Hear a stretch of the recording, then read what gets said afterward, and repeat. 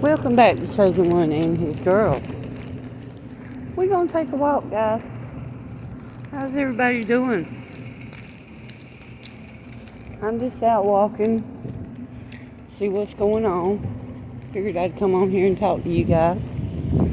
Looks like we've got so much. I don't even know what the word would be in our community. It's everybody's like against each other, and I don't understand it. I really don't, because this community was built off of Tom Reed and the girls, the ladies that he interviewed, his curiosity about the way that these ladies would get out and do their different types of hustles to make money to buy their dope. And it's turned into a shit show. I mean, really. Outside of Maddie and Gerald and Sharon, those are really the only three that were interviewed by Tom that are left in the community. But,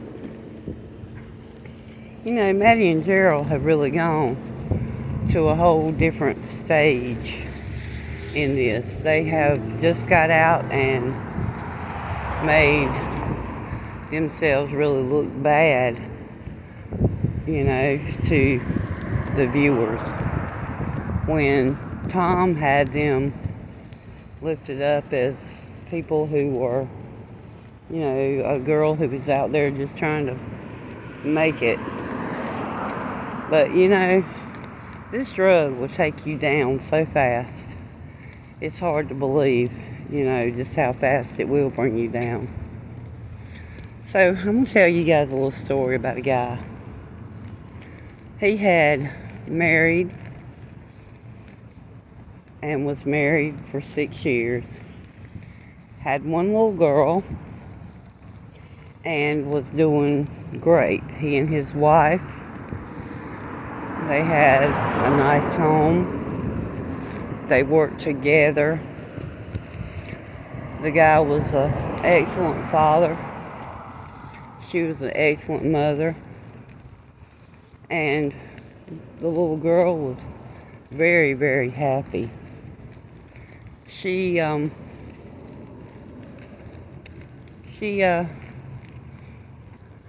turned 3 years old, and the mother happened to be on Subutex.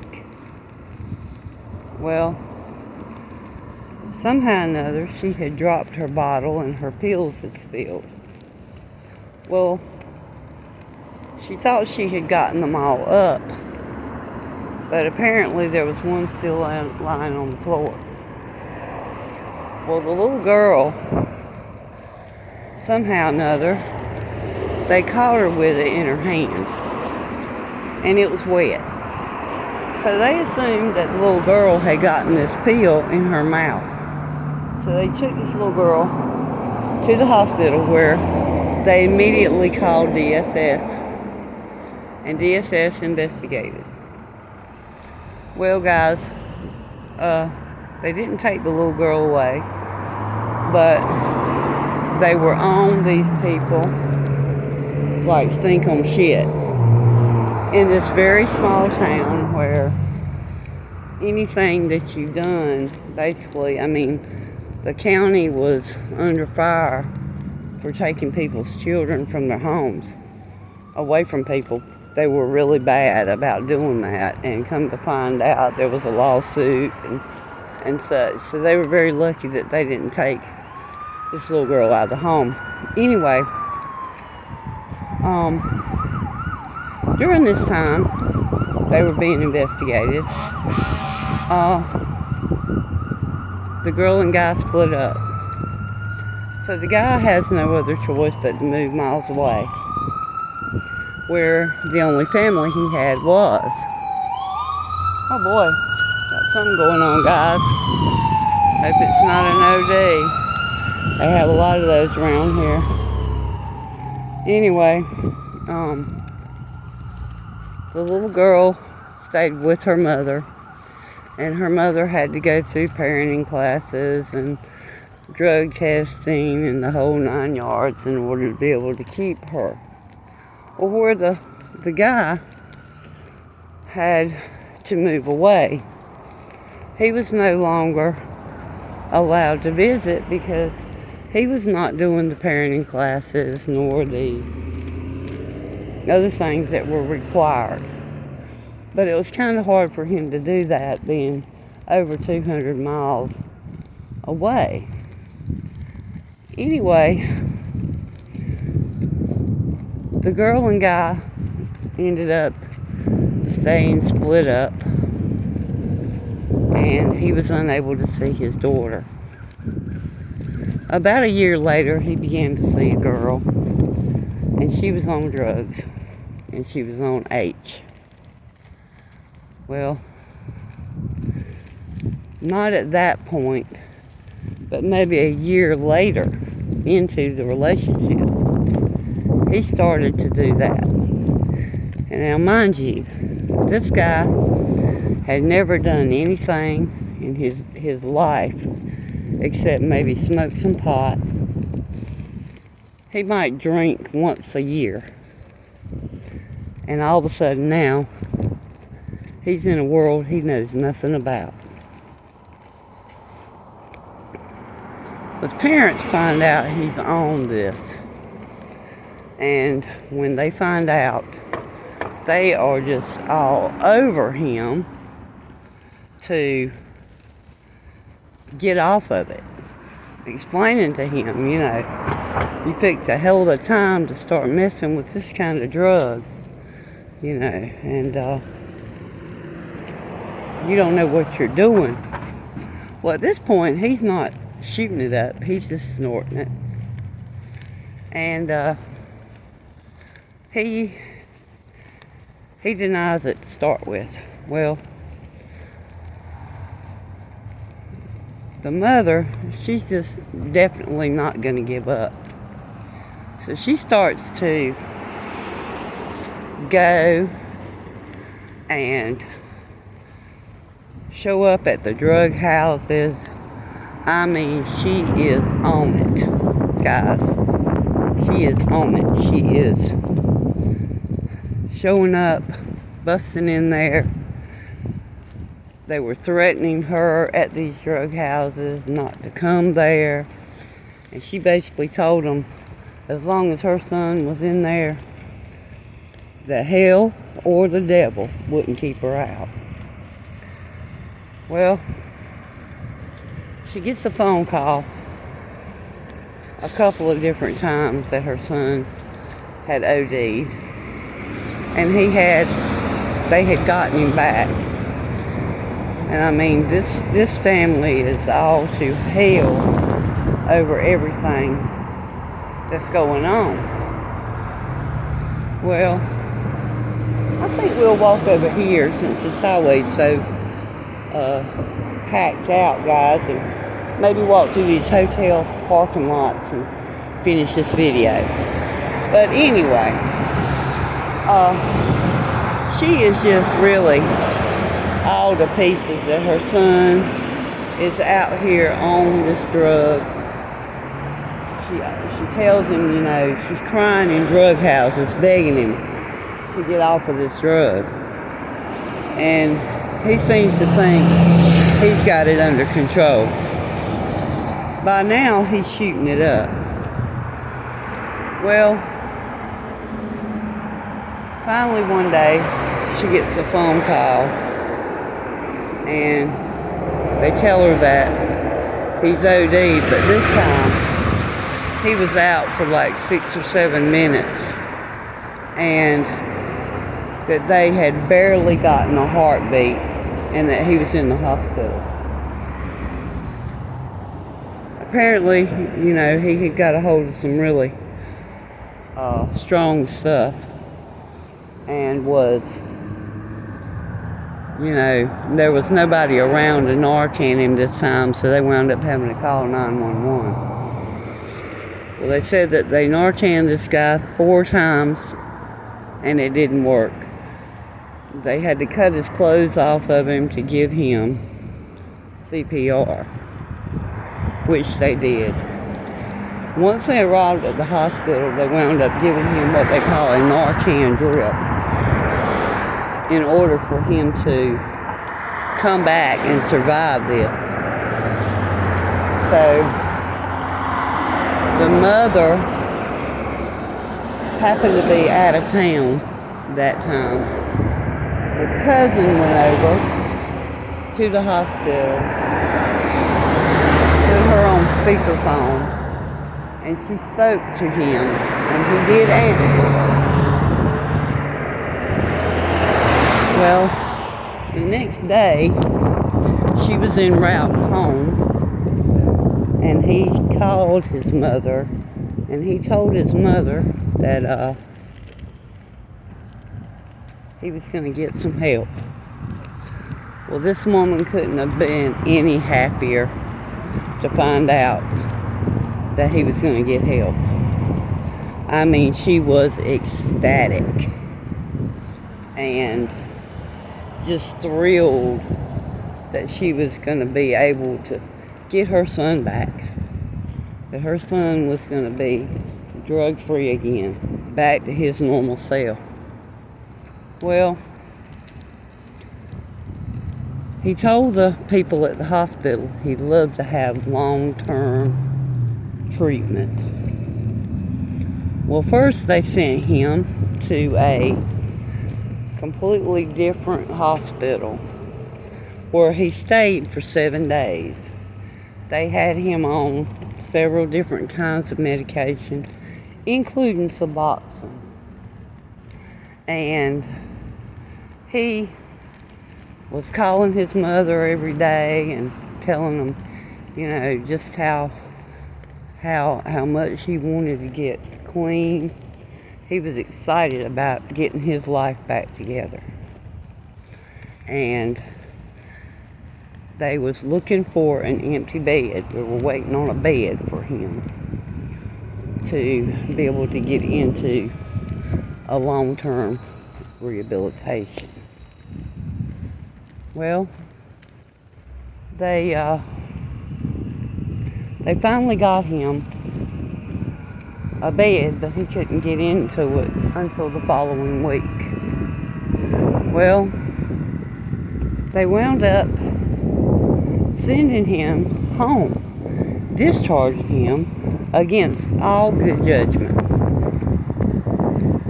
Well, guys, this guy was Kathy's son. This guy wound up going and hanging out with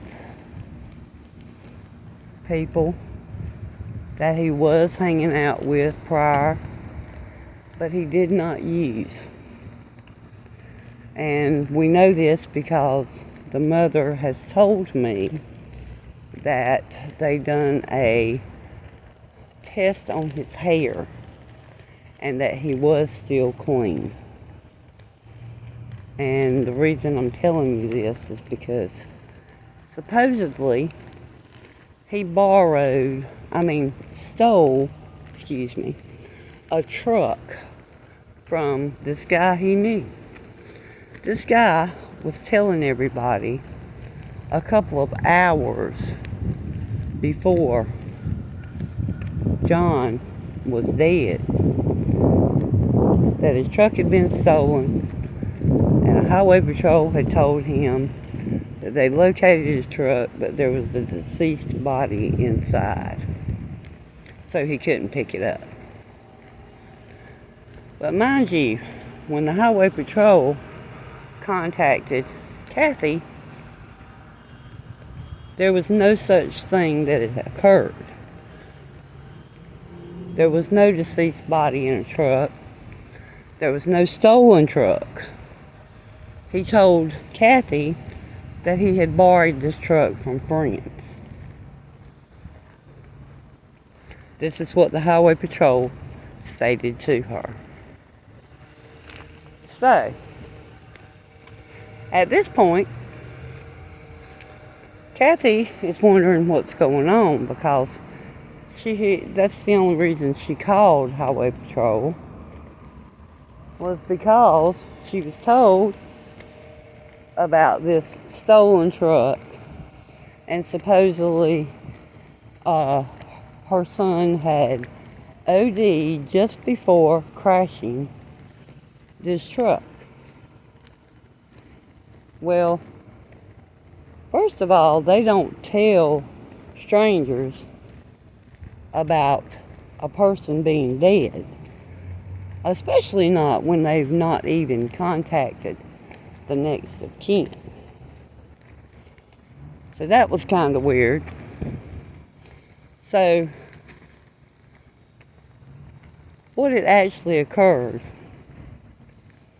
is this boy, the truck was actually 500 yards from where John got hit by a car on Highway 9. The truck was on Ebenezer Road. So, at first, the Highway Patrol did not even connect the truck to being anything associated with John. So, as you can see, there's something kind of fishy going on here. Well, the mother thinks that there was someone else who drove that truck, because John would have never taken a truck. And here's the weird part. The keys to the truck was never found by law enforcement. They were hidden under the mat, the floor mat. So that told another tale.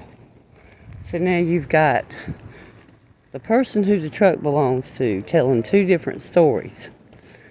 He's saying that the truck was stolen, and Highway Patrol notified him they found it, but there was a deceased body.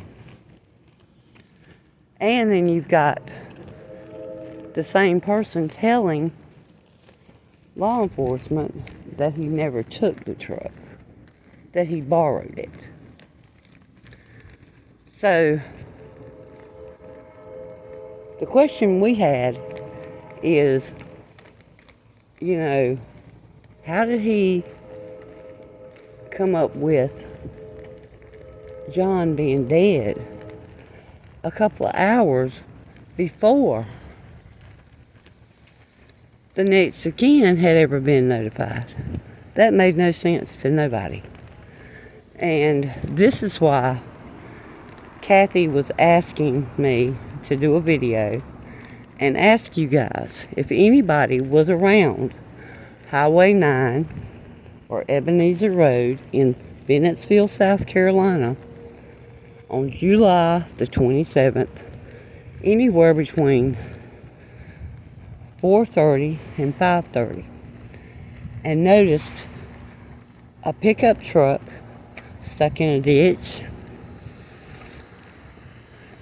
or a young man walking down the road dressed in black. Because John was hit by a car. After all he went through to get clean, he died. It's very sad. It's very sad too that this mother is thinking there's foul play involved. South Carolina did not do any type of investigation on this because they knew the cause of death. But somebody took that truck and somebody drove that truck to South Carolina. John wouldn't have done it because they do not know anyone in Bennettsville, South Carolina. So Why would he have taken a truck and went to Bennettsville, South Carolina, knowing nobody there? Guys, I don't know if you are following along with what I'm telling you or getting it, and I'll try to do a better video of the actual night of his death. But this is just to show you what heroin can do. Don't ever get involved, guys, with it, because it will take your life from you. It will take everything. Your family, your real friends will be gone. And, you know, as hard as he tried to come back from it, he still died. But it was, you know, and it's over. His life's gone. There's no coming back. But it's just a shame that he went through all that and still died. Guys, like, share, and subscribe. And we're going to do another video. I've got to figure out how to get back out of here. I've walked myself into a circle. Into a dead end or something here. You guys have a wonderful, wonderful evening.